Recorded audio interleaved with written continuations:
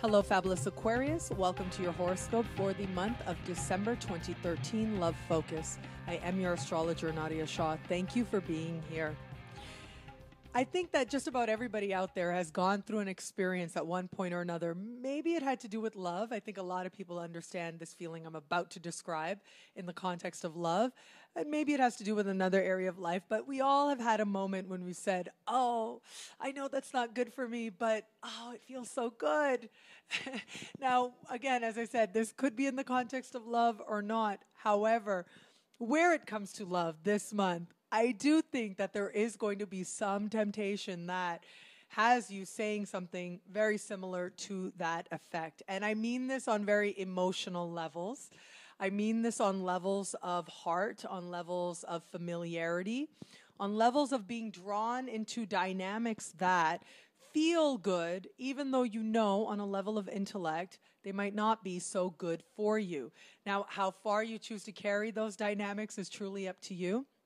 But it does look like there is a level of familiarity that is really at the basis of what you are labeling as feeling good or labeling as something that is an indulgence of sorts. But really, it's not necessarily about the activity itself or about the emotion itself. It's more about the familiarity that feels good. And so this is where you get to begin a process where you start to ask yourself, okay, what is it that I'm really going for in love? What is it that I really want in love? And where does where I am work with that? Where is what I want work with that? And where does it not? This is a slow process of awakening. And this is a process that people go through throughout their lifetime, slowly but surely. But just this month marks a peak moment of sorts in this. In particular, I'd really like you to pay attention to what happens around a friendship, because it does look like the lines between friendship and love could blur right about now. And this could be really nice, okay? It could work to your advantage. It could work, at least initially, seem right. But then things can become very complicated rather quickly. And I do think that by the time we get you to the end of the month, things start to get complicated where that line starts to blur. So if you are in an established partnership, you may expect or may think that there is a certain established dynamic that starts to blur because your partner becomes too friendly or too much like a friend.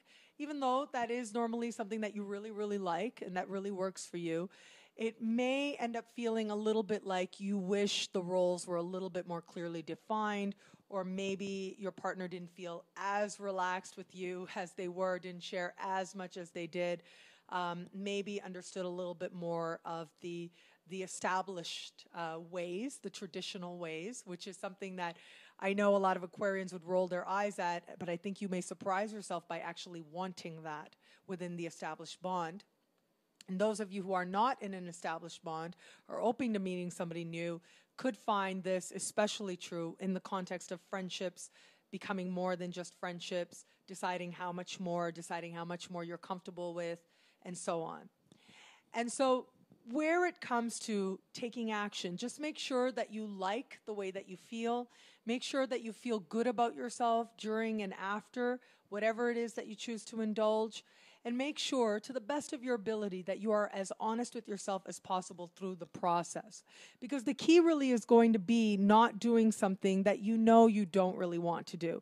Because if you don't really want to do it and you can identify that in the moment, you can identify that you're doing something for reasons out of familiarity, but they don't make you feel very good about yourself, then you can choose differently. You can decide on what's going to work for you and what isn't.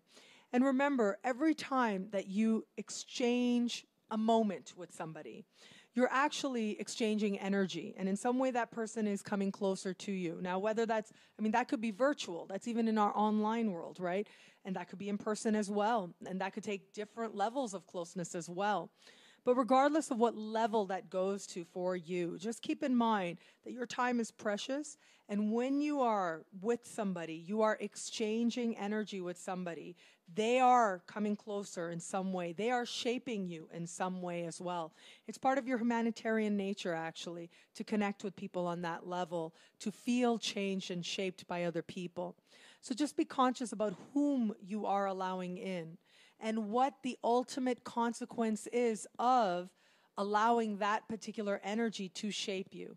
If that's not an energy you see as part of a more loving picture of your future self, then you can decide not to walk down that road. And where it is a part of it, you can find that healthy balance, and you can find healthy ways in which to allow that person to change you for the better.